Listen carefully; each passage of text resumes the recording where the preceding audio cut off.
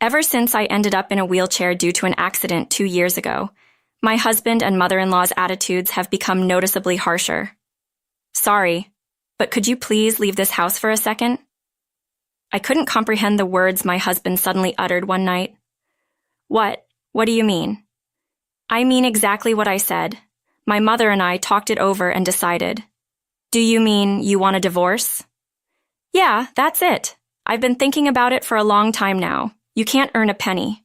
His words came out like blood from a clenched fist. I understand. Thanks for everything. And lastly, thanks for leaving me with nothing. Leaving those words left my seat. The time for them to understand those words will only come a little later. My name is Mary Johnson. After graduating from university, I've been working at my current company for 10 years. Well then, I'll be heading out. Thanks for your hard work. Thanks for your hard work too. I closed my laptop and got up from my seat, looking at the clock by the window. It was now about 2 hours past overtime. A meeting that came in the afternoon had run late, and as I was preparing for a conference and responding to emails after my regular hours, more time had passed than I expected. I left the office, got in the elevator, and went down to the first floor. Looking out through the automatic glass doors at the building entrance, the sun had already set completely. As I checked the train schedule on my phone while leaving the company gate, I headed to the nearest station. On my way to the station, I saw 2 colleagues from the same department as my husband, Thomas, heading the same way. I wonder if Thomas is already home. We stopped talking about our work at home recently, so I have no idea if Thomas is busy at work now. More precisely, talking about work at home has been making Thomas noticeably cranky, so the topic naturally fell out of our conversations. As I was swayed by the train on my way home, I gazed absent-mindedly at the scenery reflected in the window. When I was dating Thomas, we often timed our work to finish at the same time so we could go home together, but our schedules have been completely separate for the past year or 2. I noticed a young couple standing near the door. Maybe they're college students, but I heard them having a fun conversation about a movie they saw recently. The happy scene overlapped with my memories from the past. I clenched my eyes shut to hold back the emotions that grew to well up and shut down my field of vision. I'm home. After opening the front door, I called out, while taking off my pumps and looking at the shoes lined up in the entrance. It seemed that everyone else had already returned home. Behind me, the door to the living room opened, and the sound of slippers approached. Welcome home, Mary. You were late today. I'm home, mother-in-law. I'll prepare dinner right away. Oh no, you don't have to hurry. You're tired from working overtime, aren't you? No, not really. The meeting in the afternoon ran late, which is why I'm late, but it should settle down soon. As I responded cheerfully, I headed to the living room with my mother-in-law, Edna. After marrying, it had always been Thomas and me, but when his father fell ill and was hospitalized, we moved into his parents' home last year and have been living as a family of 4. Welcome back, Mary. You've had a tough day, haven't you?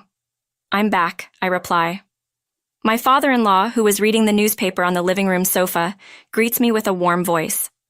Last year, he suffered from a sudden subarachnoid hemorrhage and underwent emergency surgery. While his condition was critical for a time, he's now living without any issues after completing his post-hospitalization rehab. He has a calm demeanor, and I've liked his friendly, easy-to-talk-to personality since the first day we met. Having served as the head of the finance department until his retirement, he's well-versed in financial knowledge and has often given me tips on managing the household budget. When I visited, we finished preparing dinner and gather around the table as a family. Anna came over for lunch the other day and I was surprised at how much her daughter Olivia has grown, Edna comments. They do say kids grew up faster when they're not yours, I respond. Anna is as beautiful as ever, and having a child really brings out her feminine side as a mother, she continues. I guess so, I reply. Anna is Edna's niece and Thomas's cousin. Edna often expresses disappointment. That's it. Thomas and I don't have children. She's not too happy about me continuing to work after our marriage and has hinted that she'd like us to have a child. Whenever we meet, honestly, I've always had a hard time dealing with Edna, especially since we started living together. She tends to bring up this topic, particularly on the days when I come home late from work. You could have had a child if it had been a little earlier, Mary. I suppose it can't be helped because you're busy with work. while I ambiguously nod along. I glance at Thomas, who is quietly eating his meal without looking at me. Thomas and I were colleagues at the same company and got married in our second year of dating. Though we were told that it would be best if I became a housewife if we had a child, we have been working together for 10 years since we got married, and we've yet to have a child. Both of us have longed for a child and have tried everything from herbal medicine to medical tests, but to no avail. While there is a sense of loneliness, we've decided to keep living as a couple and focus on our work. However, at some point, I began to feel an invisible wall between Thomas and me. Even though we married out of love and promised to make each other happy, our relationship has gradually grown cold. I think it started when Thomas began to struggle with his work. He didn't tell me anything, but I heard from a senior colleague in the same department that Thomas was distressed because he couldn't achieve the same results as his peers. Thomas is naturally a gentle person, not good under pressure, and has a habit of pushing himself too hard. I knew, without him saying anything, that he was feeling anxious and frustrated about the situation. However, whenever I tried to offer him a listening ear, he would stubbornly refuse to share his worries with me, repeating that he was fine and telling me not to worry. Since he continued to keep his worries from me, I couldn't press him further, and I felt helpless that I couldn't be there for him. Even so, on our days off, we'd make it a point to travel together or spend a relaxing day at home, treasuring our time together as a couple. When I became emotionally drained from the ongoing failures in our attempts to conceive, Thomas was there, silently supporting me all the way.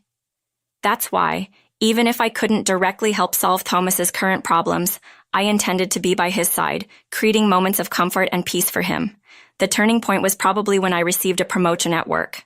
I was recognized for my achievements on the projects I participated in, and I was even one of the fastest among my peers to get promoted. That's amazing. Congratulations, Mary. I can't forget the expression on Thomas's face when he congratulated me. I was so emotional that I could only manage a simple thank you. As my work became busier, the distance between Thomas and me seemed to only increase. Eventually, we spent less time together, our conversations dwindled, and around the time when my income surpassed Thomas's, we barely even made eye contact. I would look at Thomas's back as he would finish his meal without uttering a word and leave the table. I can't help but wonder if I hadn't been afraid of rejection back then and had tried harder to support him. Could we have built a different relationship than we have now? When I opened my eyes, the first thing I saw was a bright white light of the fluorescent bulb. After blinking a few times, I started looking around. Apparently, I was lying in a hospital bed. When I looked down at my arm, there was an IV connected, and both of my legs were wrapped in numerous layers of bandages and casts. The moment I tried to move, a pain like I'd never felt before shot through my body. Ah! Tears welled up in my eyes from the sheer pain. My body felt as heavy as lead, and it seemed impossible to move. What on earth had happened? I tried to trace back my memories up until the moment I woke up. I remembered going to work at the usual time this morning, finishing up a meeting and report, and leaving work on time for the first time in a while. After leaving the office, I was headed toward the station. Then it hit me. On the way to the station, which was busier than usual due to the rush hour, I remembered hearing the screeching sound of sudden brakes from behind. The moment I turned around, I felt a violent shock. I realized I'd been hit by a car, and at that moment, fear rushed in alongside the pain spreading through my body. What condition is my body in now? The sound of footsteps approached, and suddenly, the curtain around my bed was opened. "Oh, Mrs. Johnson, you're awake, but you should not get up yet." A young female nurse called out to me in a rushed manner. "I understand you're confused, but your doctor will explain everything to you shortly. Please stay calm for now." Okay. After saying that, the nurse left in a hurry. A few minutes later, the doctor arrived and told me about the circumstances of the accident and the surgical procedures. Apparently, a truck that was being driven by a drowsy driver had crashed into the sidewalk, and I was unfortunately there and got knocked over from behind. I had been urgently transported to this hospital immediately after the accident, and it had been about half a day since the surgery. "Excuse me, but have you contacted my family already?" I inquired. We have contacted your husband and his parents who live with you to inform them about the accident and that the surgery has been completed successfully. However, they seem to be out somewhere and can't come right away, the doctor explained. I see. Thank you. Thomas is away on a business trip, and his parents have been on an overseas vacation since last week, the doctor continued. From the doctor's tone, I could somewhat imagine their reaction when they received the news. Even considering they were out, it didn't seem like the response you'd expect when being told a loved one has been in an accident. At least not to the point where someone else would hesitate to relay their reaction. I laughed bitterly, imagining Thomas's reaction when he found out I was in an accident. It just didn't connect to an image of him being worried about me. From the doctor's subsequent explanation, although there were no life-threatening conditions, the damage to both of my legs was particularly severe. They said the prognosis for walking again is not promising. As I received the explanation, it felt surreal, as if it was about someone else, not my own body. Thomas visited the hospital 3 days after the accident. It was surprising to see his pained expression when he saw me, injured all over, lying in the hospital bed. Sorry I'm late, he said. It's fine. Don't worry about it. I'm sorry for interrupting your business trip, I replied. It had been a while since we last talked, and the atmosphere was awkward. Our conversation stalled while we both averted our eyes, and Thomas excused himself to talk to the doctor, leaving the room. I was unable to call out to him and could only watch him leave. It's been 2.5 years since the accident. The disabilities from the accident remain in my legs, and I've been forced into a wheelchair-bound life.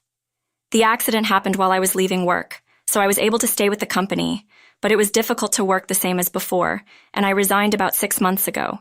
Since resigning, I've been spending my time at home, but recently a few things have been bothering me. One is that Edna's attitude towards me has become noticeably harsher than before. Mary, do you have a moment? Edna asked. Yes, of course. I'm about to head out, but could you fold the laundry for me? It's just folding, so you can do it even if you can't move your legs, right? Yes, please be careful on your way. Well then, please get it done. Ever since I started spending my days at home, I've been on the receiving end of more and more snide comments. It seems she's unhappy with her daughter-in-law being at home all day and not working. Now, every time we meet, her requests come with a side of sarcasm. I sighed while folding the laundry.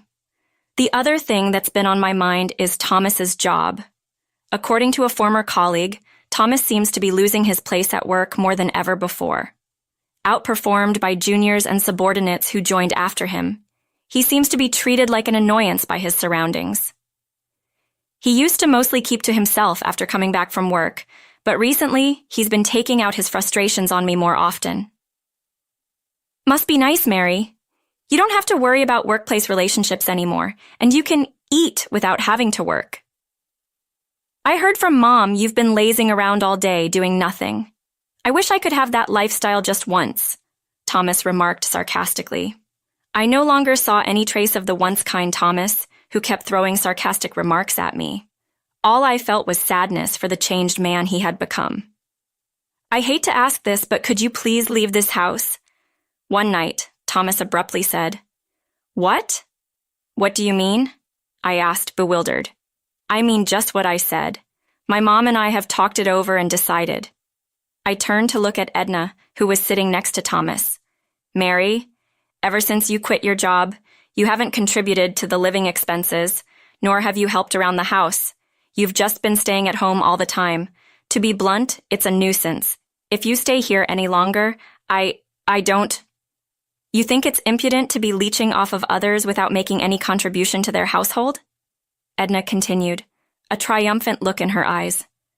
Thomas was silent, without looking at me. Thomas has a tough job too. Just because you're married, he doesn't have an obligation to support you anymore. I turned my eyes to Thomas, who was looking down. Thomas is asking me to leave, a way of saying that you want a divorce. Yeah, that's it. I've been thinking about it for a long time. So after being together for so long, you have no feelings left for me. Why would there be? Of course not. Thomas began to speak as if a dam had broken. Do you have any idea how miserable I feel every time I see your face? You must have been looking down on me, right? You must have felt superior to me every day, thinking that you were better than me. It felt as though the threads we had spun together since we met were fraying one by one. I tolerated you because you were contributing to the household expenses, but things have changed now. You're just a good-for-nothing who neither works nor has money, Thomas said, clenching his fists, spitting out the words as if they were blood. I don't need you now that you can't earn money. The last thread snapped with a sound. I understand for the first time. Thomas looked at me. But I have a condition. All the procedures for the divorce agreement will be carried out through a lawyer. If you agree to that, I will pack up my things and leave within the week. Sure, that's fine, isn't it? Thomas silently nodded. Well then, that's how it is. Thomas jolted, looking at me. Thank you for everything until now and at last. Thank you for leaving me with nothing. With that, I left. A few days had passed since I left the house. When I checked the incoming call on my phone, it was from Thomas. After staring at the screen for a few seconds, I picked up the phone. Yes, Mary, I'm sorry. Could you please come back? What's this all about all of a sudden? I heard from my dad. Even after you quit your job, you've been covering our living expenses. You've been investing since you were working, haven't you? And now, you're able to cover living expenses with dividend income? Yes, that's right. So what? I left the household budget to you and my dad, so I didn't know anything. I thought we were living off my income, but we were mostly living off your income, weren't we? I really regret saying such terrible things. I'm sorry. After getting married and merging our finances, I started investing using my own income. Initially, I was encouraged to do so by my father-in-law, and I only consulted him about financial management and investments. So what am I supposed to do when I come back? Well, my dad says with my income alone, it's impossible to maintain the same standard of living as before. Besides, I'm not confident I can continue my current job indefinitely. So what you're saying is, please come back so we can live well. You really got some nerve. I could hear Thomas catching his breath